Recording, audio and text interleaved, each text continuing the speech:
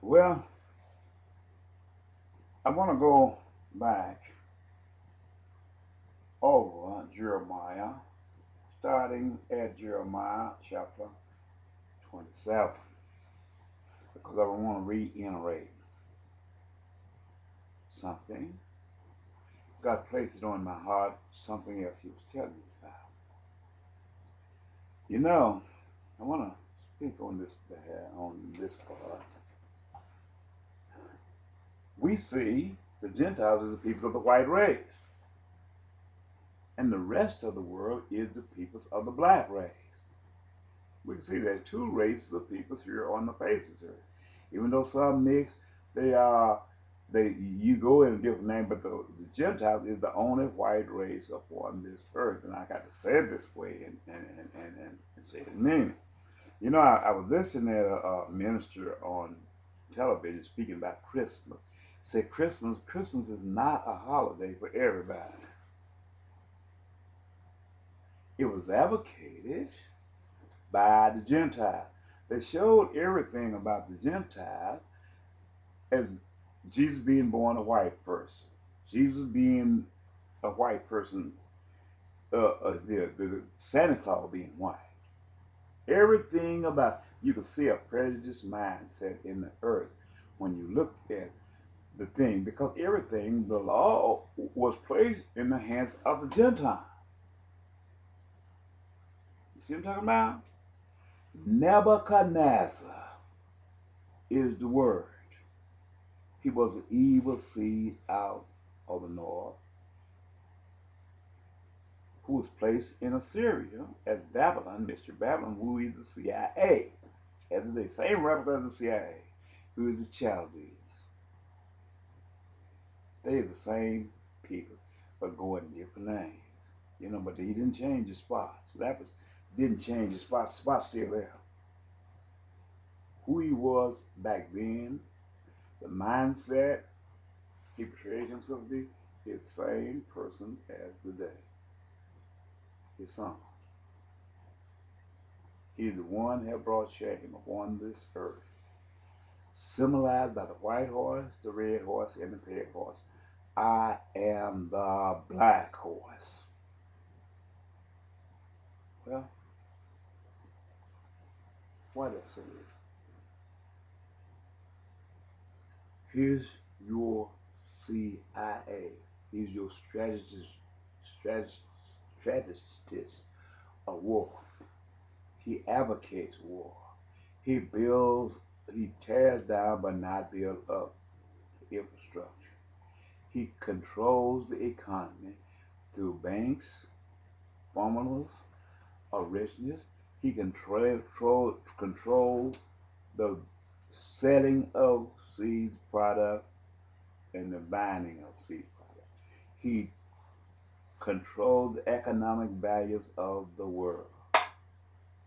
Where there's too much, he alleged this planet to stabilize, to make people work hard and sell everything. This is something you have not been told. But this is something I learned when I was in the military.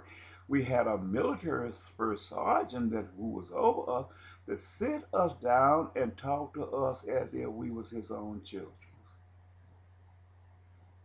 He loved us and he loved the United States of America. But when we see these things that happens around us as of today unfold themselves among men, we're so caught up in the surroundings of our own lives and what we can do to defile it, we becomes displaced and we turn our heads and look the other way. Even though my wisdom and my knowledge was not exposed when I was growing up, it was there in place all the time. I looked at the situation that was surrounding me during my upbringing with eyes of wisdom. And these eyes of wisdom was given to me by God at an early age. A lot of times I held my tongue and held my peace and not say anything, but it didn't take away the wisdom that God had placed upon me.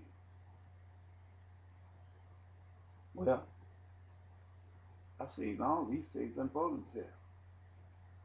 I seen the direction upon which the storm had began and where it was coming from.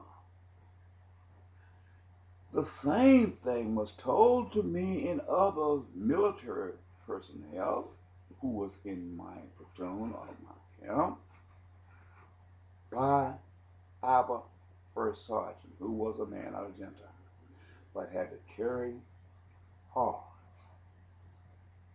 for America and for all races upon this earth. This is what he made me believe.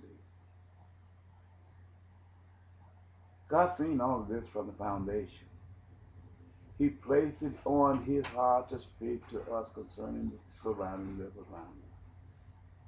He told us the United States of America was trying to gain control. They had the Soviet Union encircled. They had military bases here, military bases there, and all they do is use the will of the people in the vicinity where they had set up the military base. And with their small military bases, they could use the peoples against their own people to fight for them and wouldn't lose so many peoples. They have a few around this place here. He said, now we got to try to find a way to get China surrounded. And he said, you look at the geographic location. China don't have no ship.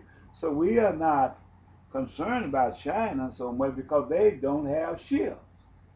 But they knew that China, when he talked to this about us, at the mindset of this first sergeant, he was letting us know that they had to take Afghanistan, Pakistan, the only gateway in to the Middle East where all the oil was. But he stopped short of telling us that they were going to try to take all the oil.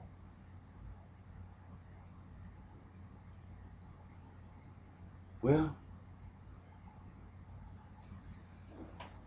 Germany is the gateway to keep the Soviet Union out or coming from the north.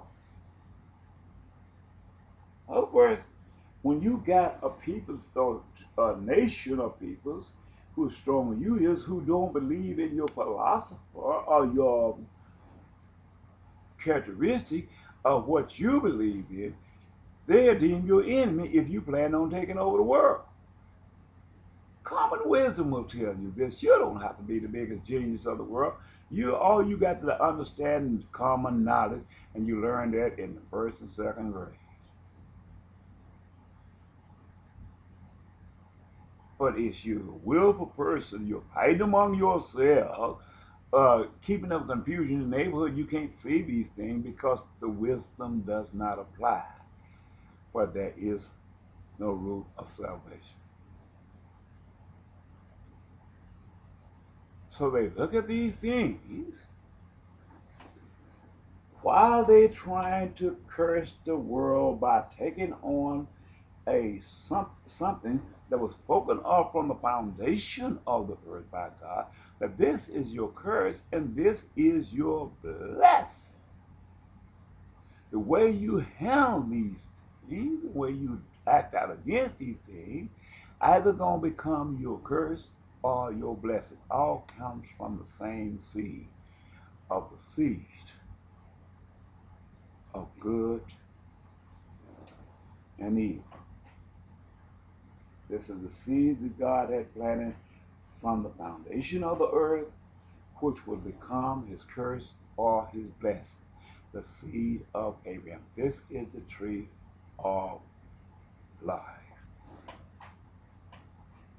But there was another seed in this earth, which became the same part of the blessing and then of the curse.